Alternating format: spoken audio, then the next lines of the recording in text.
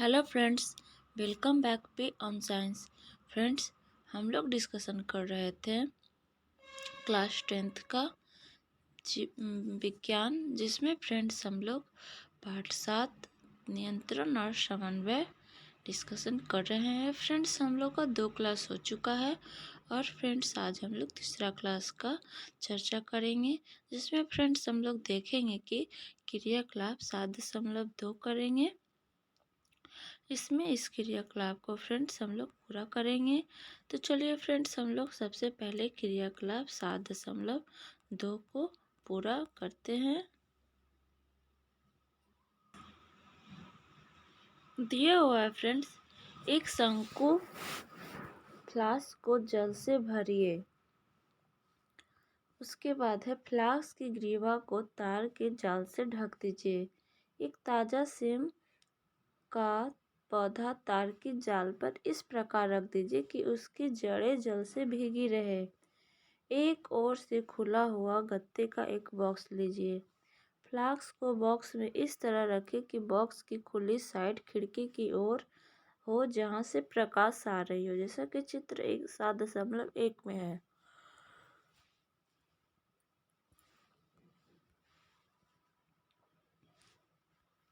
इस तरह से फ्रेंड्स एक शंकुनुमा फ्लास्क लेना है, एक सेम का पौधा लेना है और इस तरह से रखना है। एक तरह से खुला हुआ है और खिड़की से देखिए इधर प्रकाश आ रहा है। इस तरह से सेट करना है।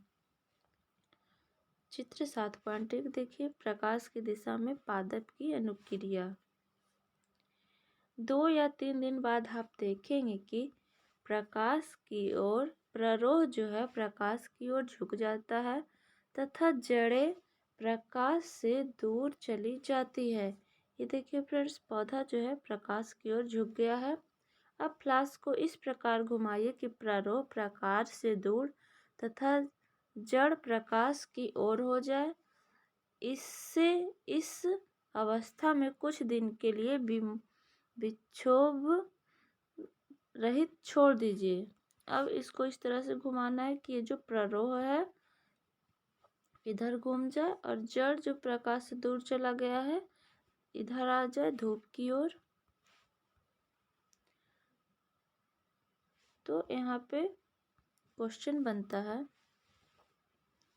क्या प्रारोह और जड़ के पुराने भागों ने दिशा बदल दी है? तो इसका उत्तर हो जाएगा, पौधे के पुराने भाग, जड़ और तने बहुत कम दिशा बदलते हैं, जबकि नए भाग अधिक दिशा बदलते हैं। दूसरा क्वेश्चन बनता है, क्या ये अंतर नई वृद्धि की दिशा में है? तो हाँ, नई वृद्धि दिशा के अधिक परिवर्तन होता है। तीसरा क्वेश्चन है, इस क्रियाकलाप से हम क्या निष्कर्ष निकालते हैं? तो उपयुक्त क्रियाकलाप से तने द्वारा ऋणात्मक गुरुत्वाकर्षण और जड़ द्वारा धनात्मक गुरुत्वाकर्षण प्रदर्शित होता है। मतलब कि जो जड़ जो है गुरुत्वाकर्षण की ओर जाएगा और जो तना जो है गुरुत्वाकर्षण के विरुद्ध, यानी कि गुरुत्वाकर्षण बल नीचे लग रहा है तो तना ऊपर की ओर जाएगा, जो हो गया ऋणात्मक गुरुत्वाकर्षण। और जड़ जो है गुरुत्वाकर्षण की ओर जा रहा है तो वो हो गया धनात्मक गुरुत्वाकर्षण को प्रदर्शित करता है। इस तरह से फ्रेंड्स हम लोग का क्रियाकलाप जो है यहाँ पे देखिए 7.2 संपन्न होता है। तो इसके आगे फ्रेंड्स हम लोग पढ़ेंगे। अब फ्रेंड्स क्रियाकलाप 7.2 करने के बाद हम लोग इसके आगे बुक को पढ़ेंगे। देखिए दिया हुआ है फ्रेंड्स, पर्यावरणीय प्रेक्षण जैसे प्रकार या गुरुत्व पादप की वृद्धि वाले भाग को दिशा परिवर्तित कर देते हैं। ये दिशिक या अनुवर्तन गति या उद्दीपन की ओर या इससे विपरीत दिशा में हो सकती है। अतः इन दो विभिन्न प्रकार की प्रकाशानुवर्तन गतियों में प्ररोह प्रकाश की ओर मुड़ अनुक्रिया तथा जड़ इससे दूर मुड़कर अनुक्रिया करते हैं। यह पादप की सहायता कैसे करता है? पादप अन्य उद्दीपन के लिए अनुक्रिया करके अनुवर्तन दिखाते हैं। एक पादप की जड़ सदैव नीचे की ओर वृद्धि करती है, जबकि प्ररोह यानी कि तना जो है ऊपर की ओर तथा पृथ्वी से दूर वृद्धि करते हैं। यह प्ररोह तथा जड़ में क्रमशः ऊपरीगामी तथा अधोगामी वृद्धि पृथ्वी या गुरुत्व के खिंचाव की अनुक्रिया निसंदेह गुरुत्वाकर्षण है, जो कि चित्र 7.6 में दिखाया गया है। यदि जल का अर्थ पानी तथा रसायन का अर्थ रासायनिक पदार्थ हो तो जलानुवर्तन तथा रसायनानुवर्तन का क्या अर्थ होगा? क्या हम इस प्रकार के दिशिक वृद्धि गतियों के उदाहरणों के बारे में विचार कर सकते हैं? रसायनानुवर्तन एक उदाहरण पराग नलिका का बीजांड की ओर वृद्धि करना है, जिसके बारे में हम अधिक जानकारी जीवों के जनन प्रक्रम का अध्ययन करते समय प्राप्त करेंगे। ये फ्रेंड्स अगला हम लोग का चैप्टर है। आइए एक बार हम फिर विचार करते हैं कि बहुकोशिकीय जीवों के शरीर में सूचनाएं किस प्रकार संचारित होती है। छुई मुई में स्पर्श की अनुक्रिया की गति बहुत तीव्र होती है। दूसरी ओर रात और दिन की अनुक्रिया में पुष्पों की गति बहुत मंद होती है। पादप की वृद्धि संबंधित गतियां भी मंद होती हैं। यहाँ फ्रेंड्स देखिए आगे यहाँ चित्र 7.6 दिखाया है। यहाँ देखिए प्रकाश की दिशा में पादप की अनुक्रिया और यह गुरुत्वाकर्षण दिखाता हुआ पादप यहाँ देखिए ऋणात्मक गुरुत्वानुवर्ती है और यहाँ धनात्मक गुरुत्वानुवर्ती ग्राफ से दिखाया गया है। आगे दिया हुआ है फ्रेंड्स, जंतु शरीर में भी वृद्धि के लिए सावधानी पूर्वक नियंत्रित दिशाएं हैं। हमारी भुजा और अंगुलियां यादृच्छिक न होकर एक निश्चित दिशा में वृद्धि करती है। नियंत्रित गति मंद या तीव्र हो सकती है। यदि उद्दीपन के लिए तीव्र अनुक्रिया होती है तो सूचनाओं का स्थानांतरण भी बहुत तीव्र होना चाहिए। इसके लिए तीव्र गति से चलने के लिए संचरण का माध्यम होना चाहिए। इसके लिए विद्युत आवेग का एक उत्तम साधन है, लेकिन विद्युत आवेग के उपयोग के लिए सीमाएं हैं। सर्वप्रथम वे केवल उन्हीं कोशिकाओं तक पहुंचेगी जो तंत्रिका ऊतक से जुड़ी है, जंतु शरीर की प्रत्येक कोशिका तक नहीं। दूसरे एक बार कोशिका में विद्युत आवेग जनित होता है तथा संचरित होता है तो पुनः नया आवेग जनित करने तथा उसके संचारित करने के लिए कोशिका फिर से अपनी कार्यविधि को सुचारू करने के लिए कुछ समय लेगी। दूसरे शब्दों में कोशिकाएं सतत विद्युत आवेग न जनित और न ही संचारित कर सकती है। इसमें कोई आश्चर्य नहीं है कि अधिकांश बहुकोशिकीय जीव कोशिकाओं के मध्य संचार के लिए अन्य साधनों का उपयोग करते हैं। हम पहले ही रासायनिक संचरण का संदर्भ दे चुके हैं। यदि एक विद्युत आवेग जनित के अलावा उद्दीपन कोशिकाएं एक रासायनिक यौगिक निमोचित करना प्रारंभ कर दे तो यह यौगिक आसपास की सभी कोशिकाओं में विसरित हो जाएगा। यदि आसपास की अन्य कोशिकाओं के पास इस यौगिक को सूचित यानी कि डिटेक्ट करने का साधन हो तो उसकी सतह पर विशेष अणुओं का उपयोग करके वे सूचनाएं का अभिज्ञान यानी कि रिकॉग्निज करने योग्य होंगे तथा इन्हें संचारित भी करेंगे। हालांकि यह प्रक्रम बहुत धीमा होगा, लेकिन यह तंत्रिका संबंध के बिना भी शरीर की सभी कोशिकाओं तक पहुंचेगा तथा इसके अपवर्तित तथा अस्थायी बनाया जा सकता है। बहुकोशिकीय जंतुओं द्वारा नियंत्रण एवं समन्वय के लिए प्रयुक्त ये हार्मोन हमारी आशा के अनुरूप विविधता दर्शाते हैं। विविध पादप हार्मोन विकास तथा पर्यावरण के प्रति अनुक्रिया के समन्वय में सहायता करते हैं। इन संश्लेषण का स्थान इनके क्रिया क्षेत्र से दूर होता है और साधारण विसरण द्वारा वे क्रिया क्षेत्र तक पहुंच जाते हैं। आइए हम एक उदाहरण लेते हैं जो हम पहले कर चुके हैं। क्रियाकलाप 7.2। जब पादप वृद्धि करता है, पादप प्रकाश को सूचित यानी कि डिटेक्ट करता है एक हार्मोन जिसे ऑक्सीजन कहते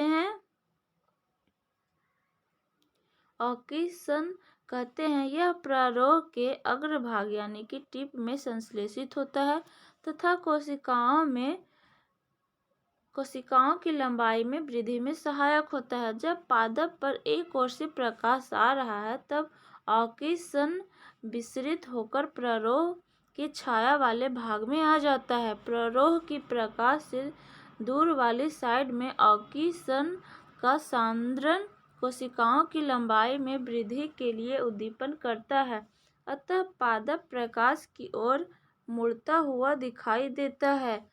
पादप हार्मोन का दूसरा उदाहरण जिबरेलिन है, जो ऑक्सीजन की तरह तने की वृद्धि में सहायक होते हैं। साइटोकाइनिन कोशिका विभाजन को प्रेरित करता है और इसीलिए यहाँ उन क्षेत्रों में जहाँ कोशिका विभाजन तीव्र होता है, विशेष रूप से फलों और बीजों में अधिक सांद्रता में पाया जाता है।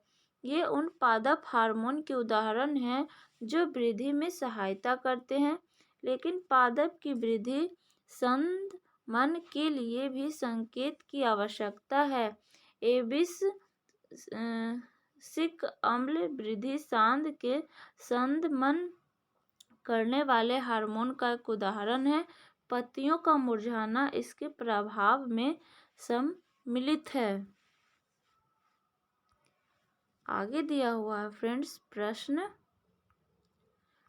में है पादप हार्मोन क्या है। दूसरा, छुई मुई पादप की पत्तियों की गति प्रकाश की ओर प्ररोह की गति से किस प्रकार भिन्न है। एक पादप हार्मोन का उदाहरण दीजिए जो वृद्धि को बढ़ाता है। किसी सहारे के चारों ओर एक प्रतान की वृद्धि में ऑक्सीजन किस प्रकार सहायक है। और जलानुवर्तन दर्शाने के लिए एक प्रयोग की अभी कल्पना कीजिए। तो फ्रेंड्स इसका उत्तर हम लोग देखेंगे। देखिए फ्रेंड्स, दिया हुआ है पादप हार्मोन क्या है, तो इसका उत्तर हो जाएगा पौधे के विभिन्न भागों द्वारा स्त्रावित रसायन पदार्थ जो वृद्धि एवं अन्य गतिविधियों का नियंत्रण व समन्वय करते हैं, उन्हें पादप हार्मोन कहते हैं। दूसरा प्रश्न है फ्रेंड्स, छुई मुई पादप की पत्तियों की गति प्रकाश की ओर प्ररोह की गति से किस प्रकार भिन्न है। तो फ्रेंड्स इसका उत्तर है छुई मुई पादप की गति एक अंकुचन गति है जो उद्दीपन की दिशा से प्रभावित नहीं होती है, जबकि प्रकाश की ओर प्ररोह की गति एक प्रकाशानुवर्तन गति है जिस पर प्रकाश उद्दीपन की दिशा का प्रभाव पड़ता है और गति प्रकाश की ओर होती है। आगे दिया हुआ है फ्रेंड्स, पादप हार्मोन का एक उदाहरण दीजिए जो वृद्धि को बढ़ाता है। तो फ्रेंड्स इसका उत्तर हो जाएगा ऑक्सीजन पौधे के तने की लंबाई को बढ़ाता है और जिबरेलिन पौधे के तने की वृद्धि करता है। आगे है फ्रेंड्स, किसी सहारे के चारों ओर एक प्रतान की वृद्धि में ऑक्सीजन किस प्रकार सहायक है। तो फ्रेंड्स इसका उत्तर हो जाएगा प्रतान स्पर्श के प्रति संवेदनशील होता है। प्रतान जैसे ही किसी स्पर्श के संपर्क में आते हैं, ऑक्सीजन दूसरी ओर विसरित हो जाता है जिससे उस ओर की कोशिकाएं अधिक लंबी होने लगती है और प्रतान विपरीत दिशा में मुड़ता है। इस प्रकार वह सहारे के चारों ओर लिपट कर पौधे को सहारा देता है। पांचवा है फ्रेंड्स, जलानुवर्तन दर्शाने के लिए एक प्रयोग की अभी कल्पना कीजिए। तो यहाँ देखिए जलानुवर्तन प्रदर्शन के लिए बीजों के अंकुरण एक ऐसी जमीन के ऊपर करवाते हैं जो एक तरफ से नम तथा दूसरी तरफ सूखी है। यहाँ देखिए फ्रेंड्स, एक तरफ नमी है और यहाँ सूखा है, नमी है, ये सूखा है, नमी है, ये सूखा है। इस तरह से यहाँ पे जलानुवर्तन कराया गया है। मूलाकुर पहले तो धनात्मक गुरुत्वाकर्षण दर्शाते हुए नीचे की ओर गति करते हैं, परंतु जल्दी ही गीली जमीन की ओर मुड़ने लगते हैं। यह धनात्मक जलानुवर्तन गति को प्रदर्शित करता है। देखिए फ्रेंड्स, यहाँ पे जो जड़ है नमी की ओर ज़्यादा फैला है और सूखे की ओर जड़ कम आया है। देखिए इधर जड़ ज़्यादा गया है, तो ये धनात्मक जलानुवर्तन की परिभाषा है। जड़ की ओर ज़्यादा यहाँ पे गया है, तो ये धनात्मक जलानुवर्तन है। आगे है फ्रेंड्स क्रियाकलाप 7.3। यहाँ पे देखिए फ्रेंड्स, क्रियाकलाप 7.3 हम लोग करेंगे अभी।